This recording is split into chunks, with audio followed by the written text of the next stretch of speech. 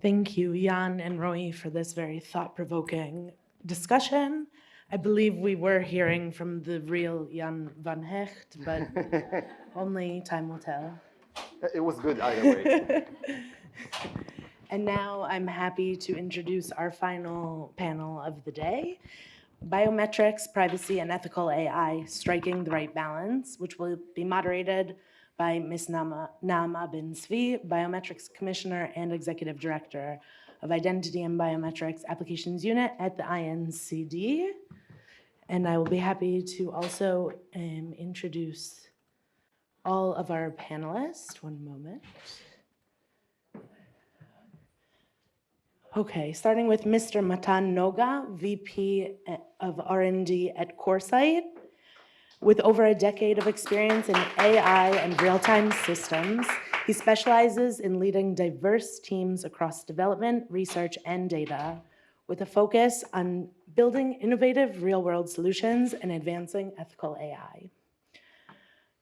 Also, I'm happy to introduce Advocate Masha Yudashkin, who is an associate in the Privacy, AI, and Cyber Department at Barnea, Jaffa, Lande, and Co. And she advises a diverse range of companies, including global technology companies, public institutions, and startups on the complex compliance frameworks. These include the EU AI Act, Israeli and European privacy laws, and other AI governance and data security frameworks. Masha assists clients with developing privacy documentation, implementing compliance plans, conducting risk assessments, and managing cybersecurity preparedness. Next, I'm happy to introduce Professor Michael Birnhack. Michael is a professor of law here at Tel Aviv University. He researches, teaches, and writes about privacy law, information law, law and technology, and intellectual property. In the privacy field, Michael has served as a member of the Israel Public Council for the Protection of Privacy, advised the European Commission on the Israeli data protection regime, and was a member of the Shofman Committee on Data Protection. And finally, I'm happy to introduce, in another document, apologies, Dr. Alžběta Soler-Krausová, who is the head of the Center for Innovations in Cyber Law Research at the Institute of State and Law of the Czech Academy of Services, chair of the Czech Republic's AI Observatory and Forum, a founder and chair of the Soler Conference, Society Law, Artificial Intelligence, and Robotics, and an external lecturer at Charles University in Prague. Thank you very much. And the mic. The clicker for the... Well, first of all, I'm so proud of you and very, very appreciative that you all stuck in through the day for our last session. So this is all about biometrics now. A bit digital identity, but mainly biometrics. What we are, what we basically cannot change back, almost cannot change back. So just enjoy this little cartoon. Somebody told me it's a bit morbid, but still. Just for being on the same page, biometrics is basically, as you see, from the ISO definition, an automatic recognition of individual based on their biological and behavioral characteristics. We have many, many modalities. Every year, somebody invents a new modality, from brain waves to your pulse or your veins. Every time I find out there's a new one. So basically, the most popular ones are face recognition, fingerprints, and we have voice, and we have iris, and many more. Just some numbers about this market of biometrics. So as you can see, it's a growing market. This is a report from 2024, I think, and you can see that the banking industry and the government industry are the most, the bigger users around that. And money-wise, you have a market growth rate of 14%, predicted to be $173 billion around 2033. So keep your eyes on the ball and the money. So earlier this week, and also in the beginning of our day, we've had just a small poll. Yes, I know it's for our panelists, it's not so comfortable. So these are basically the results. The statistics are not very rigorous, but still. As you can see, we've asked a question that is a bit mixed. What is a high-risk biometric application? So 41% were most worried about the fact that a human won't be in the loop, that the AI machine would be the only deciding-making process. And then just comparing between government and big techs, you can see it's almost the same, but still government leads with worrying about risk. And of course, the real-time face recognition in public places got a very high score. So I'll begin the panel after this short intro around those results. And maybe our panelists, if anyone is brave enough to jump in, would want to address these results and, you know, intuitively, what he feels about the percentage that we see here, even though, as I said, this is not really big statistics. Who wants to go first? Yeah. I want to go first, and I'm going to go a little bit of a devil's advocate from the start, because I think that a lot of this result is a result of the hype and the conversation that we hear in the media and online, mainly about real-time facial recognition and no human in the loop. This is what everybody's talking about right now, but I'm not particularly sure that these are the applications that pose the effective biggest risk. And on the other hand, if these are the applications that cannot be mitigated, because risk always has to be read in with mitigation. If there is essential high risk, but we can easily have some sort of guardrails or applications done to lower it, then it is not a systemic risk and you can handle it. So that is my first comment on that.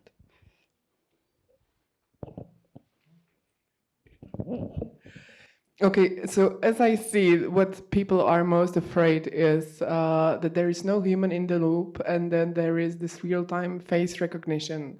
I think this all actually points out to the fact that we are afraid of being recognized, and we are afraid of being decided upon. And with biometrics, actually, I would say I would vote in the same way as the audience. And what it tells me is that actually what we are sensing or what we are feeling is that the biometrics, because it's kind of highly reliable or usually precise, we are afraid that it's actually, or I would be afraid that if a biometrics makes a mistake, that actually this is where the sensitivity comes from. And allow me to point you on a little synchronicity that I really like, because actually with biometrics, I'm in the hand of the person who puts the data related to my biometrics. And actually, I am then being challenged if the data is not correct. And actually, in my badge here, and it's really not criticism, it's pleasant synchronicity, I am introduced as Executive Director of Digital Identity from New South Wales Government. So in case I would now come somewhere and I said, I'm from Prague, I'm from the Czech Academy of Sciences, people would tell me, oh no, you're not. You're a New Wales government representatives and we are going to deal with you like that. So actually, biometrics is highly sensitive in that when it challenges actually dignity of a person, and AI and biometrics can really do that. We are actually outsourcing the trust. So thank you to my two previous colleagues here. The statistics, obviously, it's a small group, and this is a highly sophisticated kind of group and people who are well aware of what's going on. This is not representative of the population at large, that's for sure. But I do see one common denominator over here, and that is a concern of power. There are power imbalances between ourselves, data subjects and the privacy lingo, and whoever is surveilling us, whether it's private companies or the government or the combination of these two, and we do not know what's going on and cannot figure out what's going on. Hence, we would like a man or a woman in the loop, etc. So for me, it's a representation of concern of imbalances of power. I think I kind of have to comment on this poll. I would probably vote something similar to that, with a bit of more percentage to the big data collection on biometric DB or uncontrolled data collection. But I want to refer to the real-time face recognition in public spaces.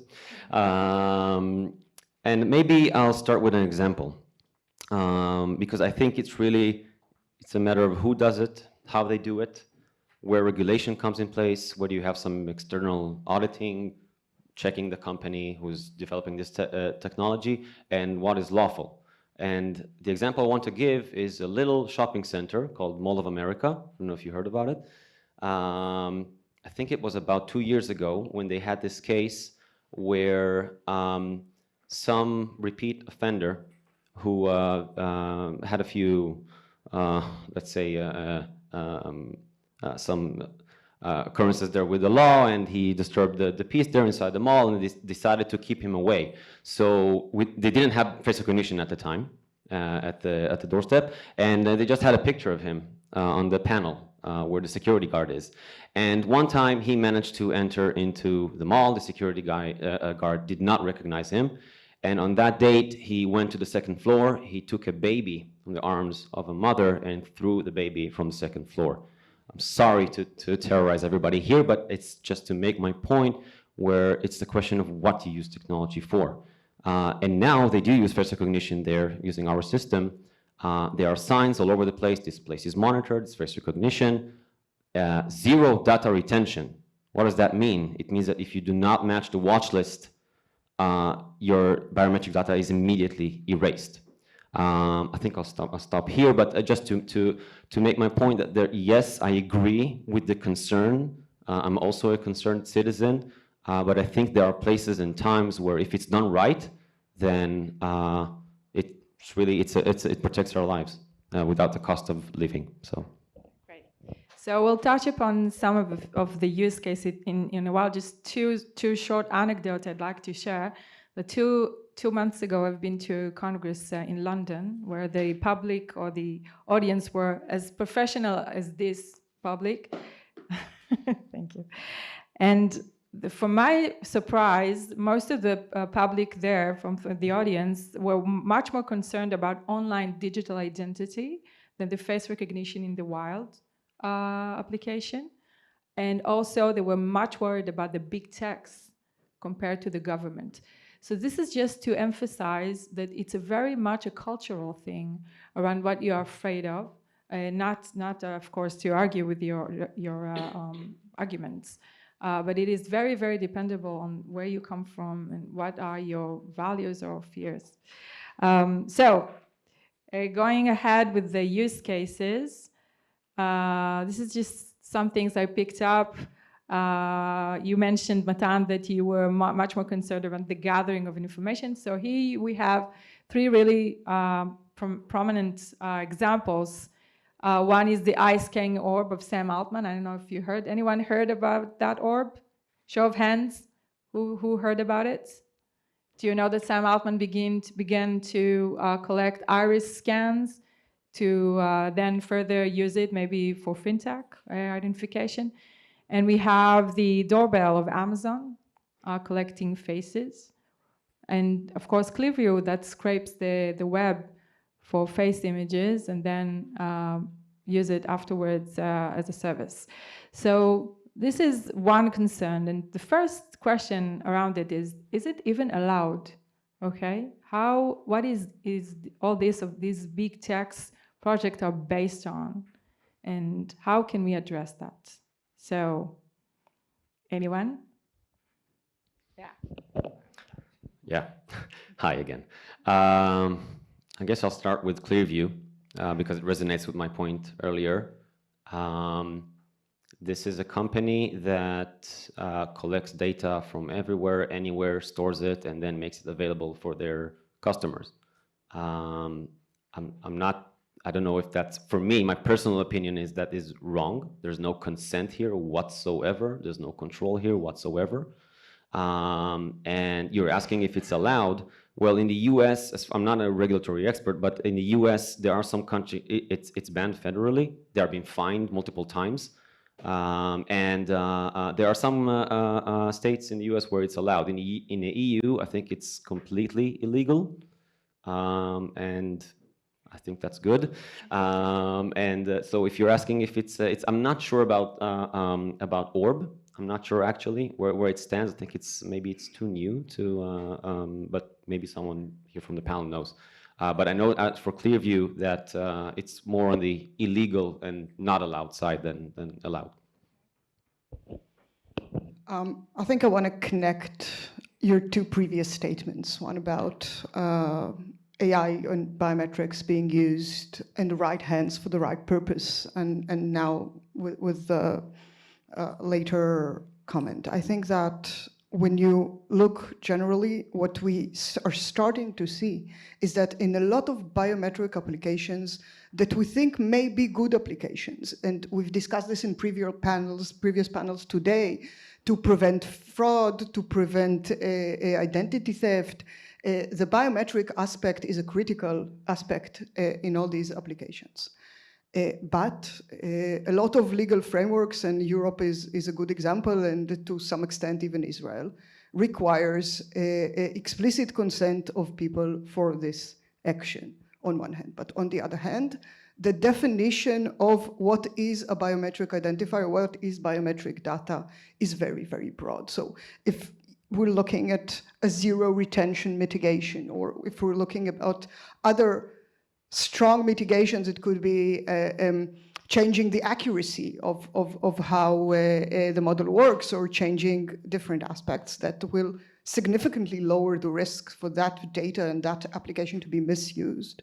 We don't see a very good regulatory answer in that. So for some uses that are good uses, that are uses that we would like to see, that the machine does better than the person, and what we saw in Roi's lecture before with how accurate are people in identifying people rather than machines. When I would want to use this better recognition, I cannot use it, because if we're looking at, again, the ring has to look at the faces of all the people walking on the street in order to identify those people that are allowed to open the door. Even if it's like if I have Jane who owns the house, we can say, there are two ways to look at it. We can say, is it Jane, or can we say, is it not Jane?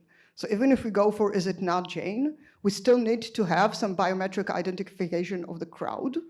And under some legal systems today, that would not be allowed without their specific consent. Thank you. I would like to go to connect some of the points and go to Matan's earlier point, which made me a bit nervous. I appreciate your technology and your company. I checked a bit of what you guys do, and you obviously are very smart guys, but we do not design policy based on extreme cases and a bit of a populist kind of examples. We design policy based on values and principles and needs and capabilities and all of that in a decent mix. Now, biometrics as an identification, especially used in public spaces, is not just another technology that helps law enforcement or other players in the field. It's a game changer. And what it changes is not only the law enforcement capabilities in catching, preventing that bad guy from doing the terrible things that he has done, and similar other bad people. The changes are deeply social, in going down to the very fabric of society. The way we treat our neighbors in the Ring Amazon doorbell example. The relationship between us and our neighbors. So once again, going to a cultural point, here in Israel, most people know their neighbors. Definitely, if you live in a kind of a high-rise building, you definitely know the people on the same floor. We have spent some time together in shelters recently, etc. We know each other quite nicely. In the US, it's less so in many cases, depending where you live, obviously. And now you will be able to know people and their daily habits to a much greater extent than before. Identifying people in public. Yes, we have nothing to hide, we are not bad people, there are some bad people. However, if I know that a company or the government knows that I participated in a specific demonstration or political gathering which the government doesn't like, or that my employer may know that I participated in this or in that, etc., or I may have visited a specific medical clinic, which I'm not ashamed, but I don't want to share that with the government, my employer, maybe my colleagues, etc. And lots of other examples like that. There's a major issue here to be taken care of, and that is our human dignity, as you've mentioned before, and our privacy, etc. And introducing this technology into public spaces is a dramatic change in the way democracies live. I tweeted earlier about me joining this panel, etc., and one of my colleagues who's an expert on encryption cited a few things that he has said in the past, and he said, and I'm being just as populist as your example, imagine that the Nazis had biometric identification, in the 30s or early 40s as well. What would have happened then? It's so hard to go after three of you because you had such smart answers. I would say, if you ask me if this is allowed in Europe, I would say depending on the technology, but mostly no. Especially, for instance, the doorbell. There you have the explicit consent is needed, and you are actually layering on the consents that are impossible to give. But what actually this technology shows me in a general picture is that law is not enough anymore. Because even though we have all of those laws, there are people who actually either don't know them or ignore them. And actually the technology and biometric technology, especially when connected with AI, it's showing us a mirror. How much are we willing to put others in danger? We need to raise awareness because the technology has unprecedented risks, and those risks are related also to something that we don't know, like what the data can be done with in the future. And simply the law is not enough anymore. The ethics is taking place here. Like that we really need to think about others and what we are doing to them if we are using this technology, and what others can do to us as well.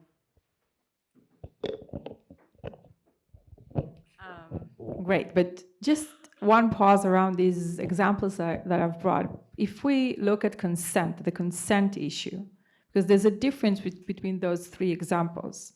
Because the Clearview is without any consent. And the doorbell is half consent, let's say, I'm just roughly, okay? So the people that install the doorbell, you have their consent, their family consent, but you have other strangers that are wandering around, that never gave consent. Their data might not be retention, but still.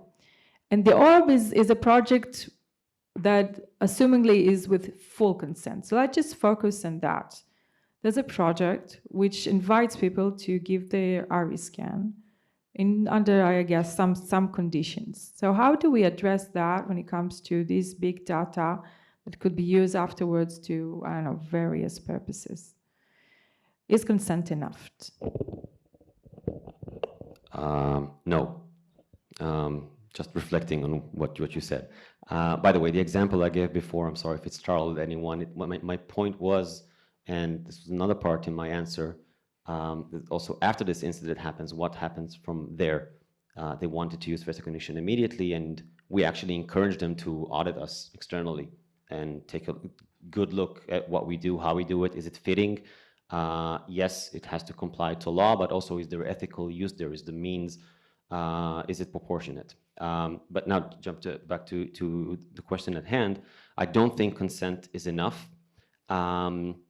I think we're missing, I'm not sure how the implementation of Orb is it under the blockchain. I know there's a currency involved there, but there's also another concept in the blockchain where I think it's imperative here, which is the shared keys, where if I give my iris, I should have control over, so, meaning I can revoke it at every time, anytime, okay?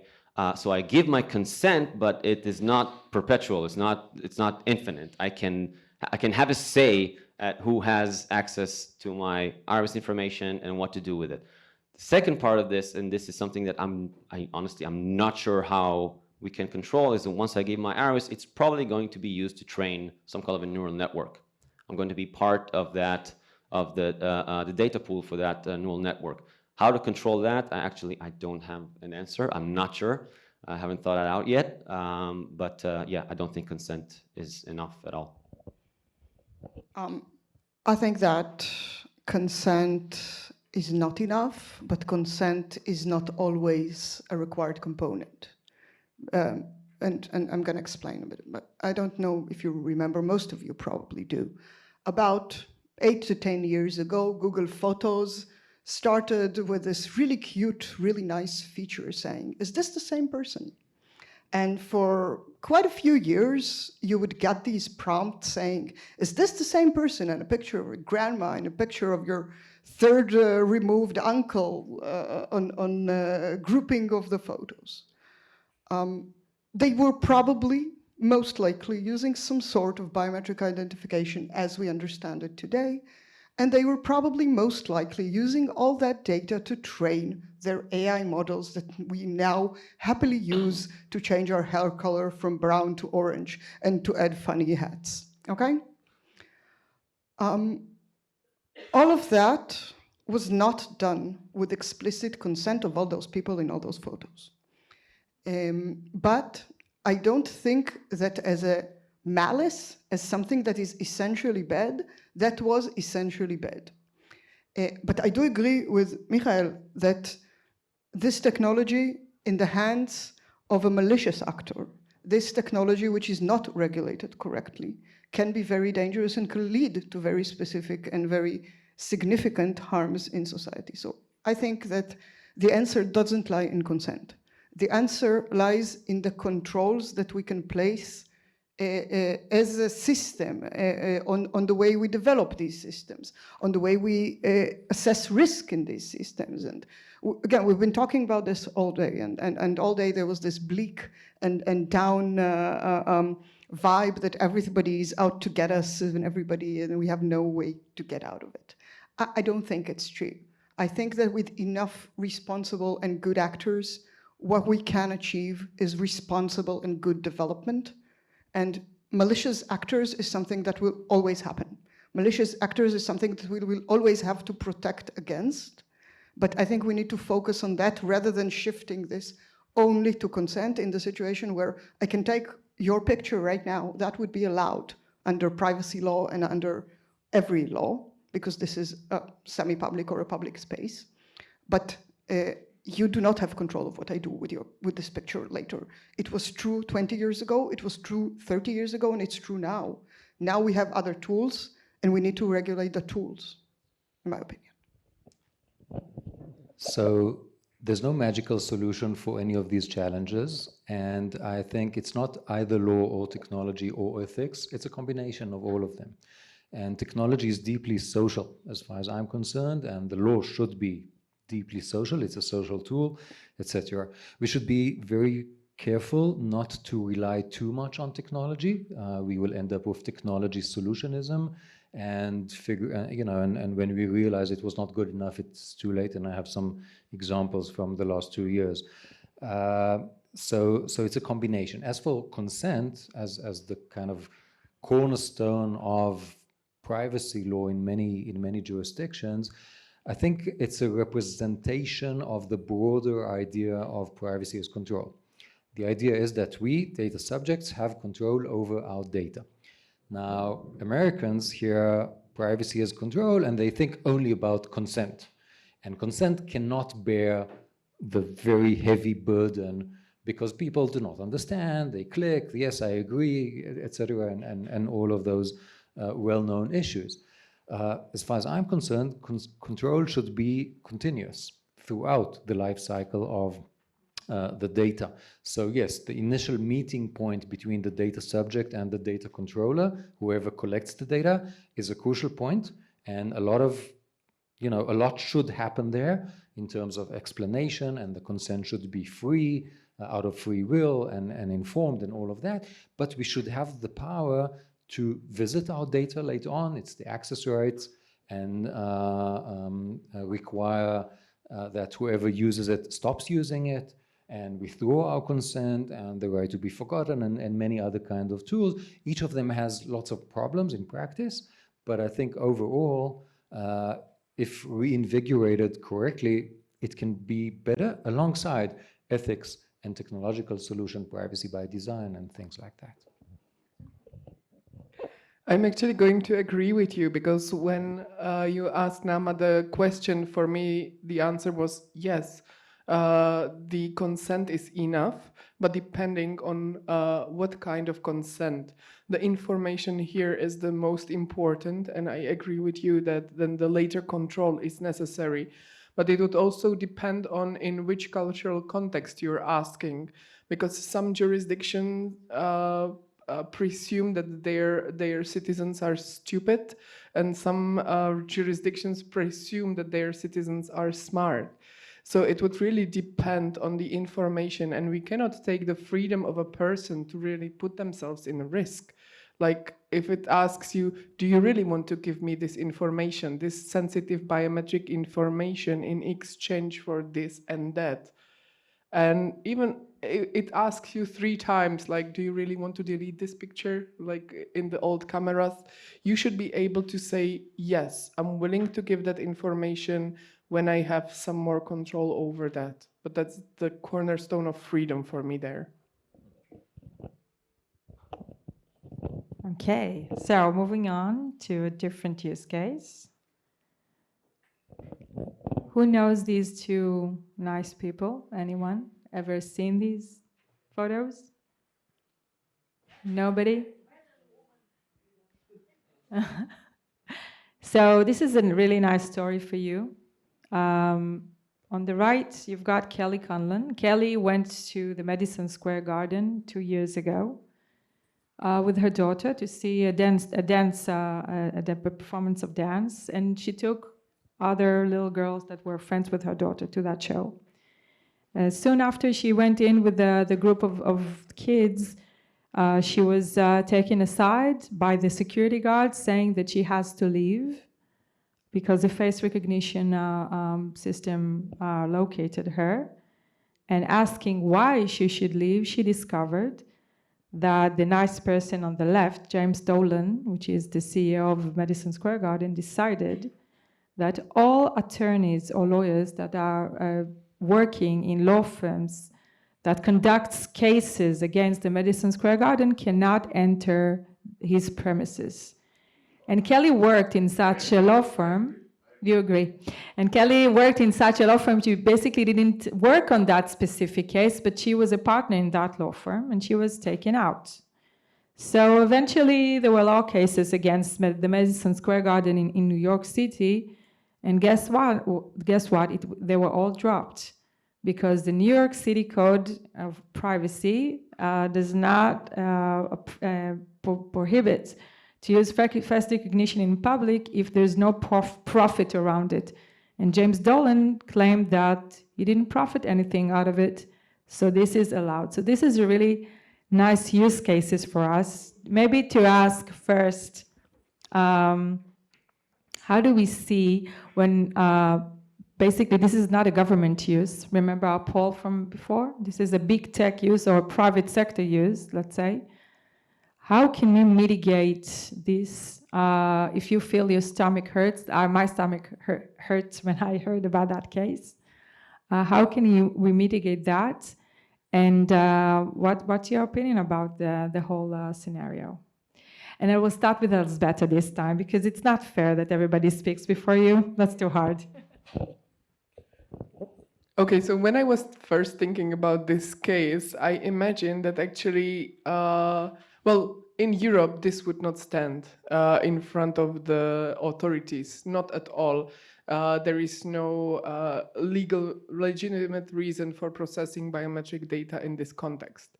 But then imagine situation that there would be, or at least in my legal opinion, please challenge that, But I imagine the guard standing there with pictures, waiting for the person to come, and it would not be done by biometrics, but simply by excluding like human face recognition.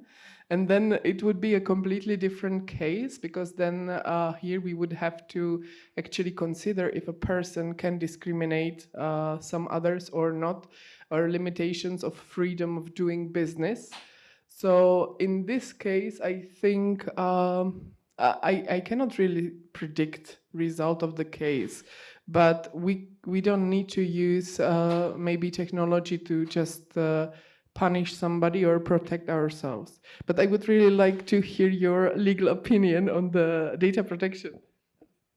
Yeah, go ahead. Okay. Well, I mean, I'm with you. I think 100% on the sentiment and on the analysis. But I want to connect to what you said about having a human face recognition, because I have a friend who went to a wedding a few days ago, and he got there was a photographer on the wedding, and a lot of pictures were taken, and then he got this app saying, okay, now you can see the pictures from the wedding, please take a selfie, and we're going to group all your pictures together, so you will not have to go through 1,500 pictures of random individuals in the wedding.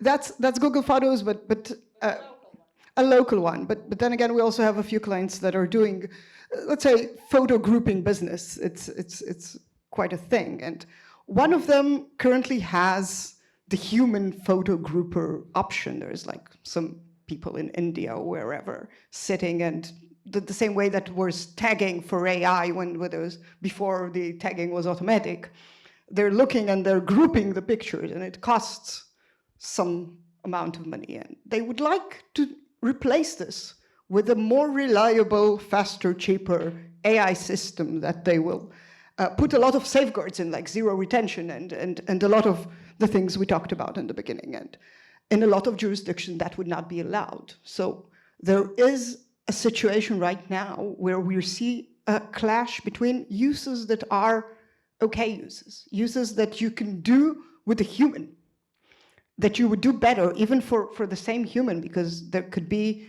more cases of misrepresentation and misidentification if you have this, I don't know, semi-malicious intent, but you're doing this by human. And there are companies who are not doing that because of the regulatory cost of this section. So I think this is something that regulators and lawmakers will have to address in the very near future. And in the States, it is less of an issue because the privacy law is less of a culture. So from a legal point of view in Israel, I think this practice would be banned on both privacy grounds and a specific anti-discrimination law that we have that prohibits discriminating in entering, in blocking people from entering semi-public places like the Madison Square Garden, which is not located in Tel Aviv, but in New York. But this does show the connection, the deep connection between privacy and other rights. Privacy is important as an end in itself, but also as a means to achieve other rights. In this case, to prevent unbased discrimination, which should not take place in this regard. Now, I do think that when done properly, with all the informed free consent, and with the technological measures, such as the kinds that you have mentioned, whether it's a one-to-one rather than one-to-many, and the data is retained only locally and then deleted, etc., it can be okay. Kind of many of us use various biometrics in order to to operate our phones, or so-called phones, and other devices. And it's fine because we generally understand what's going on and we agree, and as long as what has been promised is really what takes place, it's okay. Kind of, it can be also a privacy-enhancing technology, not only a threat to privacy. Nothing to add. Nothing to add about mitigation around face recognition in public places. Now you can add something. I just don't want to repeat what they said, and I just agree. Frankly, we were a bit shocked about the ruling in this case. Yeah, And my immediate answer to that, what can we do to mitigate? Well, yeah, ISO 42001, the risk management, Article 25, the UAI Pact, all of that. But it's a race here. This thing was approved for usage, and frankly, if we were the company that provided the system to MSG, there's not much we can do besides revoke the license and deactivate the system. And it's a big question here. It's something about moral commitment to society and to the client. So I would be happy to see this resolved properly in a court of law. I guess that's my take. So we are concluding our session. I will be very happy if any of you can say your final remarks or tips or any other message. If you can give us an optimistic one, that would be great. If you cannot, then just mellow it down a bit to our great audience. And that would be our final word for today. Who wants to begin?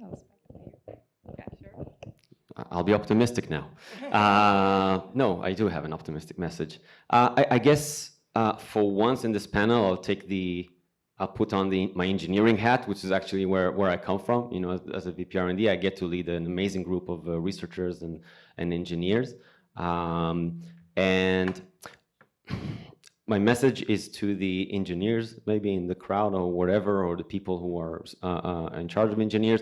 And I mentioned ISO 42001 and Article 25, GDPR, all of that.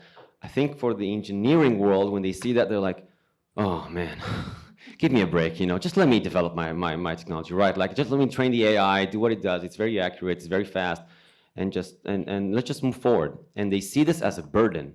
They see this as something that slowed them down. I'm here to tell you that for us, maybe that was some of our initial reaction, but now it's amazing. It's a gift, it's a blessing, because we have to develop tools like explainability, which basically creates a dialogue between us humans to the AI, actually understand what's going on inside those deep neural networks. And by doing that, our technology is better now. We understand it better, we have way more control over it, we can change it, mutate it, and we can explain what's happening inside. So it's not just, when we talk about these things, it's usually for the what it looks like for the world. I'm saying that internally, it makes you develop amazing tools and understanding about technology that you're building. So I guess that's my final message.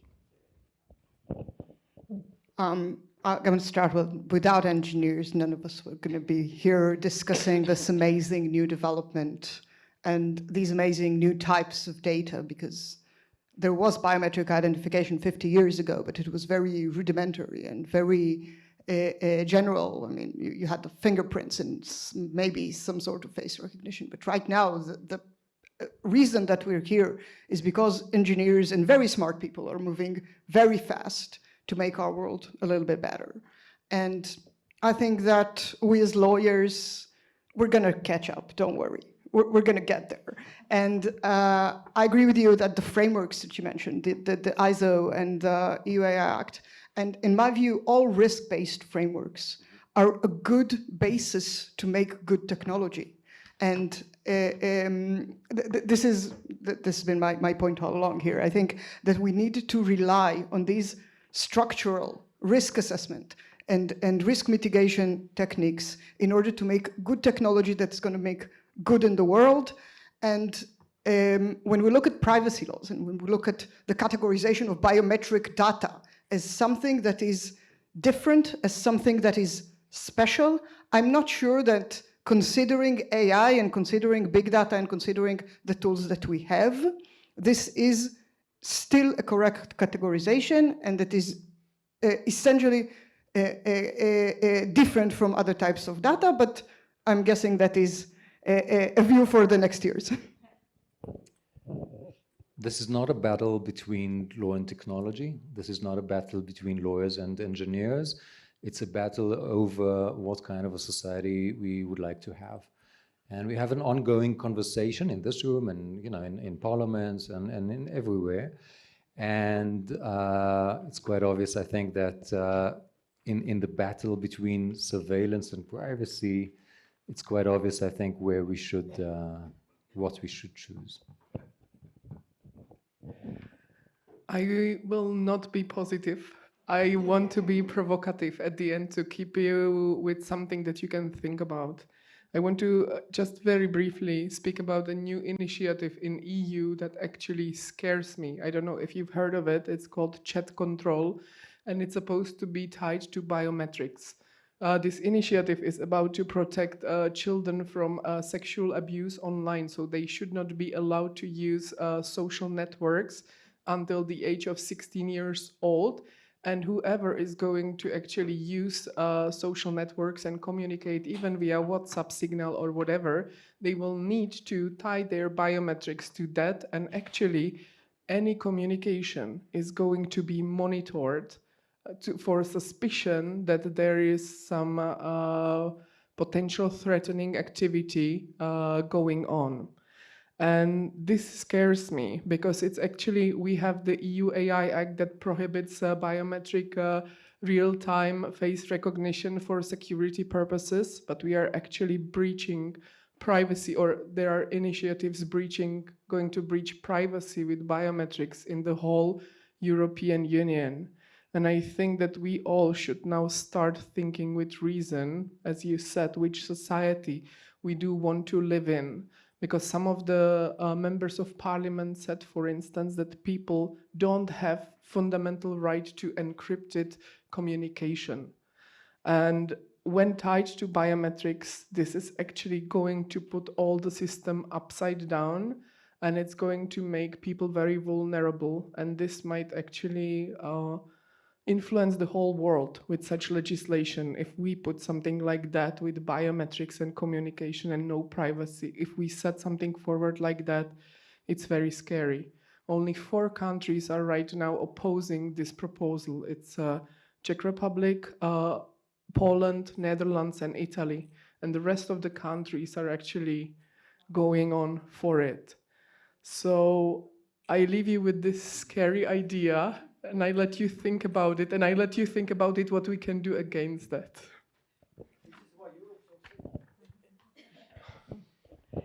I'm